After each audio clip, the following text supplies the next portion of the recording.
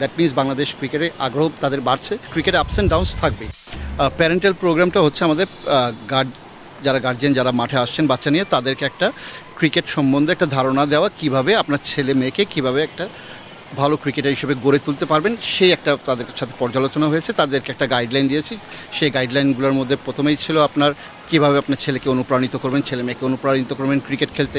পরেরটা ছিল ডিসিপ্লিন, তার লাইফ সার্কেলটা কেমন হবে, কীভাবে একটা গড়ে ওঠার পিছনে ডিসিপ্লিনটা কাজ করে, সেটা নিয়ে কথা হয়েছে। ক্রিকেট এডুকেশনের মধ্যে কি লেখাপড়ার পাশাপাশি আপনি বাসায় যখন যাবে ছেলেকে খেলার বিষয় নিয়ে কেমন প্রশ্ন করবেন, তাকে কিভাবে উজ্জীবিত করবেন, এই ধরনের কিছু প্রশ্ন ছিল। তার ডায়েট কেমন হবে, বাসায় ফিরে কী খাবে, খাওয়ার দাওয়ার কী করবে, এই সমস্ত নিয়ে একটা ধারণা তাদেরকে দিয়েছি এবং তাদের কাছ থেকে ভালো ফিডব্যাকও পেয়েছি। তারা আমরা যে গাইডলাইনগুলো দিয়েছি তারা খুব ভালোভাবে সেগুলো নিয়েছে এবং তারা অনুরোধ করেছে এই গাইডলাইনগুলো তাদের কাছে কোনোভাবে পৌঁছে দেওয়া যায় কিনা। সেটা হতে পারে আমাদের কোনো ক্রিকেট বোর্ডের কোনো পেজ থেকে, বা না হয় কোনো একটা হয়তো কম্পিউটারে সেটা আমরা প্রিন্ট আউট করে তাদের হাতে যদি দিতে পারি, তারা সেই রিকোয়েস্টই করেছেন। আমরা সেটা বাংলাদেশ ক্রিকেট বোর্ড অবশ্যই সেটা করব। ভাই, এই ধরনের আয়োজনগুলো আপনারা ধারাবাহিকভাবে করতে পারবেন কিনা, বা ওই পরিকল্পনা আপনাদের আছে কিনা? আমাদের কিন্তু প্রতি বছরই কিন্তু আন্ডার 12 নিয়ে কিন্তু একটা কার্নিভাল কিন্তু হয়। এই বছরও সেটা কার্নিভালটাও কিন্তু এটা উপলক্ষ ছিল আমাদের টেস্ট ক্রিকেটে 25 বছর পূর্তি উপলক্ষে। তো এই কার্নিভালটা কিন্তু প্রতি বছরই হয়। তো আমরা এরকম ধরনের অনুষ্ঠান কিন্তু প্রতি বছরই করে থাকি। গার্জিয়ানদের সাথে এরকম প্যারেন্টিয়াল কিন্তু কোচিং কোর্স কিন্তু থাকে। তো আমরা প্রতি বছরই করছি এবং আমরা ভালো সাড়া পাচ্ছি, এবং সাড়া পাচ্ছি বিধায় কিন্তু আজকে কিন্তু এত ছেলে মেয়ে কিন্তু মাঠে আসছে। আপনি যদি ঢাকা শহরে যদি ঘুরে দেখেন, 80টা ক্রিকেট একাডেমি আছে। সেখানে স্টুডেন্টও প্রায় প্রতিটা একাডেমিতে যদি আপনি ভিজিট করেন, কম করে হলেও 100টার উপরে স্টুডেন্ট থাকে। দ্যাট মিনস বাংলাদেশ ক্রিকেটে আগ্রহ তাদের বাড়ছে। বাংলাদেশ ক্রিকেটের তাদের যদি আগ্রহ না থাকে, আমরা বাংলাদেশ ক্রিকেট কোনোভাবে এগিয়ে যাবে না।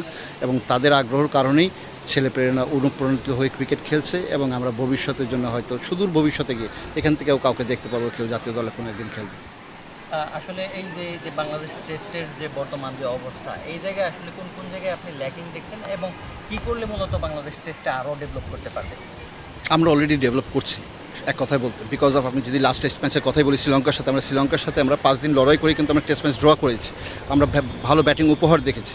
আমরা নাজমুল হোসেন শান্তরা আমরা পরপর 2টি ইনিংসে কিন্তু আমরা 17 রান দেখেছি। দ্যাট মিনস বাংলাদেশ ক্রিকেট এগিয়ে যাচ্ছে। আর ল্যাকিংসের যে কথা বললেন, ক্রিকেটে আপস অ্যান্ড ডাউনস থাকবেই। কোনো একদিন আপনি ভালো করবেন, কোনো একদিন খারাপ করবেন। হ্যাঁ, আমাদের ধারাবাহিকতাটা নিয়ে প্রশ্ন করতে পারেন। ধারাবাহিকতাটা হয়তো আমাদের সেরকমভাবে নেই। ধারাবাহিকতা তো আপনার একমাত্র অস্ট্রেলিয়া, নিউজিল্যান্ড, আপনার যারা র্যাঙ্কিংয়ে 1 থেকে 4-এর ভিতরে আছে, তাদের বাদে প্রতিটা দলেরই কিন্তু আছে ধারাবাহিকতা, আপস অ্যান্ড ডাউনস। আপনি শ্রীলঙ্কারই দেখেন, আপস অ্যান্ড ডাউনস আছে। আফগানিস্তানের কথাই যদি বলি, তাদেরও কিন্তু test cricket ups and downs আছে। তো আমরা শ্রীলঙ্কা, আফগানিস্তান টেস্ট ক্রিকেটের সমমানের দল, এবং আমাদের আপস অ্যান্ড ডাউনস থাকবেই। তো এটা মেনে নিয়েই কিন্তু আমাদের পথে এগিয়ে যেতে হবে। আর আমি বিশ্বাস করি যে আমাদের ক্রিকেট এগিয়ে অবশ্যই যাচ্ছে। না হয় মুশফিকুর রহিমের মতো আমরা ব্যাটসম্যান 3 টেস্ট ক্রিকেটে যার 3টি ডবল সেঞ্চুরি আছে।